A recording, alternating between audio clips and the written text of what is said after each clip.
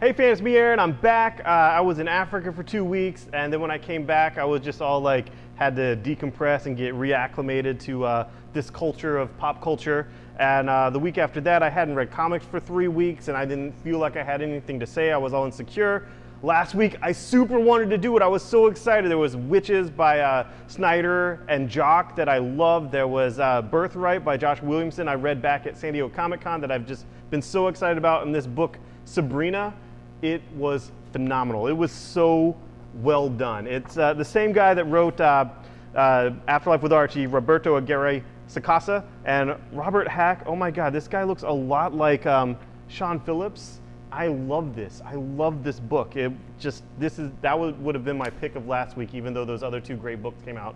And Axis 1 and Batman 35 with the Endgame. Just an insane week. This week I'm coming back and it's really just kind of some mainstream stuff. So, you know, that's obviously not what I'm the most excited about. I love the indie stuff, but I liked Axis. You guys know I love Rick Remender. I love anyone that tells the internet to drown in hobo piss. I mean, honestly, Rick Remender is the man.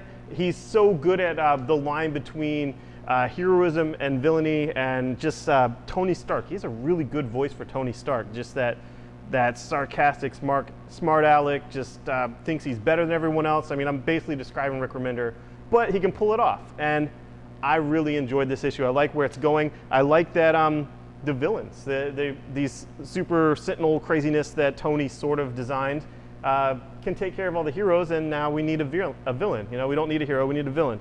It was awesome. I liked it. And the two tie-ins that I read this week, I enjoyed, the Magneto and Loki, which are the villains that Magneto puts together with that little team. And check it out. It was fun. Death of Wolverine, finally out. Charles Soule, Steve McNiven, he dies. It was really powerful. I liked how he died. I liked that it brought everything kind of full circle with the Weapon X. I'm not going to say how he died. I'm not going to spoil this, that. You know he died. You know he's going to die the whole time. Of course he's going to die in issue 4. And he's dead. Like, this is the issue that he deaths in. He deaths in this issue. And you get to see the deaths on multiple pages. And it's hardcore, and there's flashbacks and all kinds of stuff. And if you are a hardcore Wolverine fan, you'll feel the feels. And now we have all the eulogies, all the wakes, all of that. What's going on now? What does Weapon X have that is still in motion? And the Logan Legacy starts this week with the first issue, and you see these, I almost said this team here, you see these separate characters that are all linked through Logan, and we saw at New York Comic Con, which I saw, is they're going to be a team. It's going to be a team book. Maybe not these characters, but some of these characters. It's going to be a team book called The Wolverines by Charles Soule. I'm excited.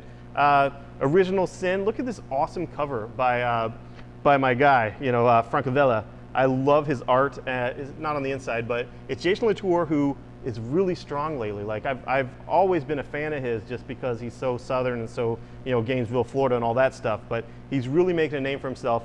And this dude from, the guy that did this kind of swashbuckling, two-fisted pulp sci-fi, the Woodrue, before Nick Fury did it, which is before Winter Soldier's doing it now, feels so much like just Rick Remender stuff. It just feels so cool. Just Fear Agent.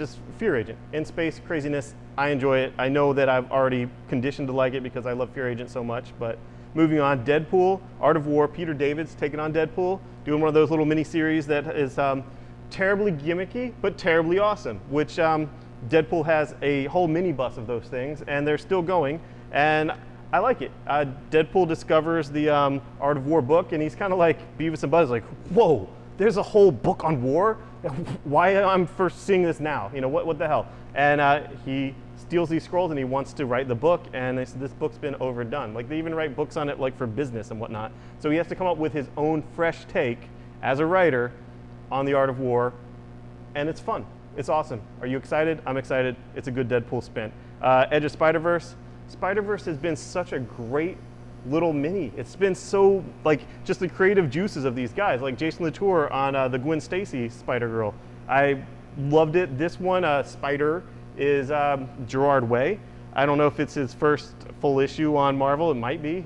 You know him from things like the Killjoys and Umbrella Academy, that stuff. Or you might know him from My Chemical Romance. I don't know. Another great issue. I'm so excited for Amazing Spider-Man 9 and Spider-Verse. Volume 1's out in the collection. Get caught up. Edge of Spider-Verse is cool. It's just really neat to have all these crazy genres and crazy characters that are all Peter, all a Spider-Man, that are linked together with a common villain. I could care less about the villain. That's not what I care about. I care about all these separate Spider-Men and women and all these great creators doing fun stuff. Fun. And Miss Marvel, this is like a modern day Peter Parker. I really enjoy this book. I like that it's been so well received. And I liked what was said at New York Comic Con where Wilson said this same book could be done like panel for panel a few years ago and it would have been crickets. It would have been canceled, no one would have cared. And now our culture, the just human freedom, the inclusion of our society and us as pop culture fanatics is getting so that a book like this can be embraced by nerds that used to be just a bunch of comic book guys. And now look at us, we're doing great. You know, keep it up, guys, doing awesome. We're way better than those video game guys. Moving on, Justice League 35, Lex Luthor is my hero. Wow, I love Lex Luthor. He's so awesome in here. I mean, seriously, how can you not read his speech and not think like, yes, I would vote for that man. I want to work for him. He's awesome. And I'm sure you know about the next storyline. It's been all over. Amazovirus, kind of, I don't know, Ebola-ish, but yeah, very relevant. I guess they had a little looking glass or whatever. Batman and Robin, Apokolips, now, craziness, Team Robin, it's awesome. And I mentioned this before. Wow, this was a great issue.